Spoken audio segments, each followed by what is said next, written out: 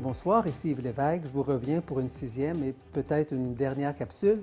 J'aimerais revenir vraiment sur les cliniques où j'ai fait affaire, vers où le monsieur Mansour de l'agence Medcare m'a guidé. Une première fois, c'était à la clinique médicale El Nasser. Je me souviens, on m'a opéré un mardi 18 septembre et c'est une journée ici où il y avait comme un déluge, quelque chose que je n'oublierai pas, 18 septembre, 18-9-2018, très particulier. Et puis, les trois chirurgies ont eu lieu ensemble. Alors, ça s'est fait une quarantaine de minutes pour la sleeve et en tout, ça a duré 2 heures, 2 heures et quart. Eux préfèrent que les chirurgies ne durent pas trop longtemps. Ça a moins d'impact vraiment sur notre système nerveux. Et puis, après ça, M. Mansour m'a guidé vers une autre clinique pour d'autres opérations, Avicenne et Carthagène. Alors, je ne sais plus si j'étais à Carthagène ou à Avicenne en premier, mais j'ai fait ces deux cliniques-là. Ça, c'est en 2020, où j'ai été opéré par le docteur Birkiria. Alors, c'était quand même très particulier, vraiment mon passage, parce qu'on était bousculé à cause de l'histoire du COVID. Mais Dieu merci, j'ai pu avoir les chirurgies nécessaires, dont le visage, le tablier du ventre, voilà. Ensuite, M. Mansour m'a guidé vers une autre clinique, la clinique La Rose, qui est ici dans le lac 2, un bel endroit. Et vraiment, là, je peux dire que j'ai été chanceux dans cet hôpital. Vraiment, le personnel très dévoué, très gentil, vraiment des êtres d'amour. Je remercie le ciel de m'avoir guidé là et M. Mansour. Et après ça, je me suis retrouvé, c'est en 2021.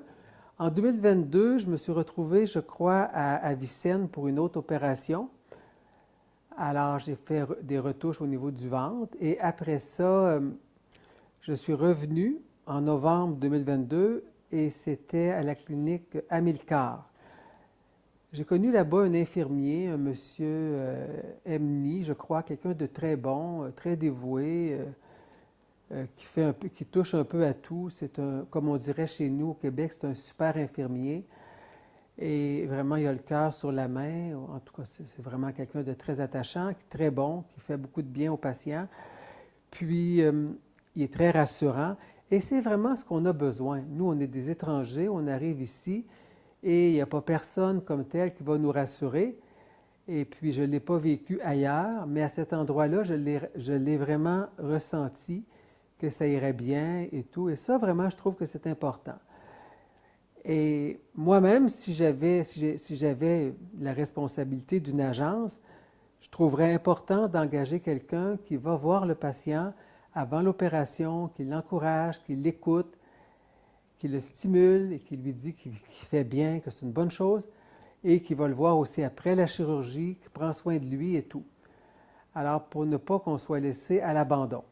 Normalement, après les opérations, on nous garde à peu près 2 jours, dans certains cas 3, dans certains cas 1. On veut nous revoir pour des suivis, et ça, pour eux, c'est très important. Et on nous revoit, mettons, 2 jours plus tard, après la sortie, une semaine plus tard, et on nous revoit. Moi, je conseille aux gens de ne pas venir ici se faire opérer et de rester une semaine là, à la sauvette. Alors, c'est mieux vraiment de relaxer parce que le voyage en avion est très fatigant lorsqu'on retourne. Alors, c'est vraiment de vous donner les chances de vraiment bien vivre une convalescence. Et M. Mansour trouvait aussi que ça va bien du bon sens, mais les gens sont un petit peu en surcharge de travail, ils ne veulent pas que ça coûte trop cher non plus. Alors, ils vont prendre 7 jours, parfois 5, parfois 10, mais ce n'est pas suffisant. Alors, si vous venez vous faire opérer, prenez le temps. 2 semaines au moins, sinon 1 mois. Profitez de votre convalescence. Dites-vous que la santé, c'est plus important que tout. C'est plus important que le portefeuille et plus important aussi, vraiment, que des vacances. Alors, il y a des gens qui disent, oui, je vais perdre mes vacances, mais ce n'est pas grave. Les opérations dans les cliniques, j'ai eu aussi affaire à la clinique Amen, où j'ai rencontré une gastro-entérologue, Nadia Ben Mustafa. Celle de la Marsa ou celle du Tunis? Oui, celle de la Marsa. C'est vraiment une très bonne clinique, c'est une clinique privée. Et j'ai vraiment beaucoup, beaucoup apprécié. J'ai eu du bon service là-bas. J'ai passé des scans et tout ça. Et aussi, je suis très satisfait de cette clinique-là. Les gens sont très gentils. Je suis allé aussi à la clinique Saint-Augustin, où travaille l'urologue. Très bon endroit, des gens très agréables. Une clinique qui a été fondée ici par des religieuses. Et vraiment, ça a bien du bon sens, bien du bon sens. Et par ordre, je dirais vraiment que Amilcar, La Rose, ça s'équivaut. C'est vraiment des cliniques où j'étais bien servi. Et je dirais Amen, puis Saint-Augustin, grâce au docteur Khaled Attala. Alors, c'est vraiment ce que je peux dire. Et puis, pour ce qui est des autres, je retiens que tout le monde fait son possible, vraiment. Alors, ça, c'est ça. C'est sûr que d'avoir une chirurgie bariatrique, ça change une vie. Et on doit changer nos comportements. On doit changer aussi notre discours. On doit vraiment se déprogrammer. On doit se dire, je ne vais plus aller asseoir mon gros derrière. On doit se dire, je vais aller asseoir mon petit derrière. Bon, alors je dois perdre mon gros ventre. On ne dit pas ça, j'ai un petit ventre, j'ai plus de ventre. On doit vraiment faire très attention à tout ce qu'on dit et au message qu'on envoie à notre subconscient, à notre inconscient. Alors ça, c'est vraiment nécessaire et ça fonctionne vraiment. Est-ce que c'est dur de ne pas boire de liqueur, boisson gazeuse? Oui, au début, mais on en perd finalement l'appétit, on en perd le goût, comme la gomme ballon, et on ne peut pas non plus boire beaucoup d'alcool, et surtout pas dans les débuts. Et ça a vraiment un impact très, très, très positif. Surtout si on fait attention, on se voit maigrir, donc c'est très positif, c'est vraiment... Pardon? À quel rythme par semaine? Bien, au début, on maigrit quand même très vite. Si on mange peu, il faut manger comme des petits oiseaux. Il y en a qui maigrissent pas vite. J'ai été aussi sur des sites vraiment qu'il y avait sur les réseaux sociaux de gens qui venaient d'avoir des bariatriques. Moi, je déconseille ces sites-là. M. Mansour m'avait dit peut-être que ça peut être bon aller chercher du soutien, mais c'est une gang d'enragés. Alors moi, j'ai oublié ça. Alors, on n'a pas vraiment de suivi, donc on doit vraiment se parler nous-mêmes une fois qu'on est chez nous. Et ça fait drôle parce que quand on est gros, on rentre dans une porte, on se tourne, on ne veut pas se faire mal. Là, on peut rentrer tout droit, on regarde les barreaux d'une chaise. Est-ce que les barreaux sont assez larges? Est-ce que je peux m'asseoir et tout? Alors, là est la question. Il y a des gens qui ont tout dans le ventre et c'est localisé dans le ventre, le surplus de poids. Et d'autres, c'est vraiment un peu partout réparti. Alors, il faut vraiment regarder ça. On a moins de peur de tomber lorsqu'on est sur une chaise. Si on tombe par terre parce que c'est glissant, on a beaucoup moins de misère à se relever et il y a plus de gens qui vont s'offrir à venir nous aider. Parce que quand tu pèses 400 livres, je veux dire, les gens qui te voient tomber ont peur de se donner un mal de dos si tu te trouves par terre. Alors, quand on pèse 155, 151, on a plus de chances d'avoir de l'aide. Ça l'a vraiment beaucoup, beaucoup impacté sur ma vie personnelle, sur ma confiance en moi. Et je ne tiens plus le même discours, c'est certain. Et j'ai compris que manger un dessert, que ce n'est pas une récompense. Tout ce qui fait engraisser ne peut pas être une récompense. On doit se récompenser de différentes façons. Ça peut être de s'offrir un film ou de s'offrir une paire de chaussures, d'aller magasiner. Il y a différentes façons.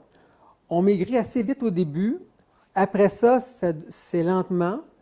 Et tout d'un coup, ça se remet à aller vite et lentement. C'est comme vraiment étrange, la perte de poids. Et moi, au début, dans la première année, j'ai comme perdu... alors, j'ai comme perdu beaucoup de poids, vraiment. Je suis parti de 371 livres et je suis descendu à 200... C'est à peu près 170 kilos. Bon. Alors, après ça, je suis descendu un an plus tard, en septembre 2020. Alors, j'étais à 252. Alors, j'avais perdu vraiment un 120 livres en un an, là. C'est pas rien. Et après ça, quand je me suis rendu en février 2020, c'est ça, j'étais à 200, quelque chose. Finalement, j'ai atteint le poids en septembre 2020, le poids honorable de entre 153 et 157. Et c'est sûr que si on prend une livre, on doit vraiment dire tout de suite, oups, je fais attention. Et on est tellement bien quand on essaie un pantalon qu'on n'a pas mis depuis longtemps et qu'on avait peur de porter parce qu'on s'est dit, je vais engraisser. Et puis là, tu es là, tu tires le pantalon, puis là, tu penses que tu te fais à croire qu'il a dû refouler au lavage, alors qu'en réalité, c'est nous qui avons pris du poids. On a de la difficulté à s'admettre qu'on grossit. Donc, au bout de 2 ans, j'étais rendu à peu près à 68 kilos. Alors, c'est quand même une perte de 271 à 168.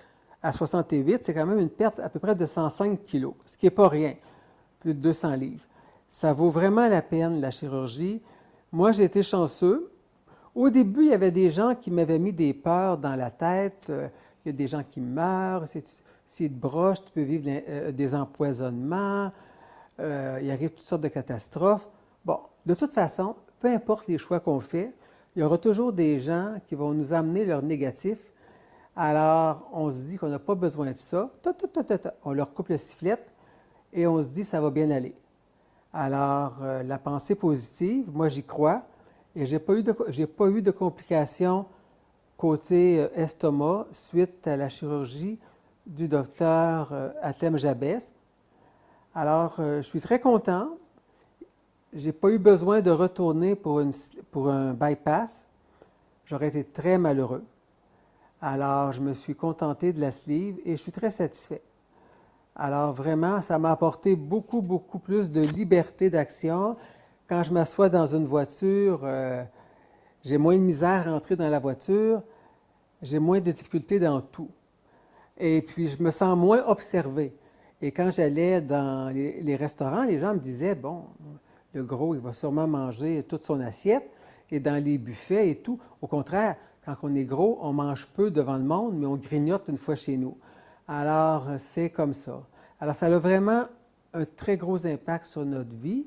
Moi, je suis très reconnaissant à M. Mansour, que je ne connaissais pas au départ, ni d'Ève ni d'Adam, qui s'est montré bienveillant, qui m'a permis de parler avec les médecins par conférence grâce à Teams ou à Zoom ou d'autres sites, là. Alors, M. Mansour, il connaît bien son affaire. Alors, si vous voulez vraiment changer de vie, on voit aussi que pendant cette pandémie-là, beaucoup de gens ont malheureusement pris du poids. Et c'est très dommage, mais il n'est jamais trop tard pour se prendre en main. Alors voilà, c'est mon conseil du jour. C'est de s'aimer, c'est ça l'important. Et quand on est gros, on ne s'aime pas. Et il y avait des gens qui ne me disaient même pas bonjour avant dans des épiceries ou des commerces.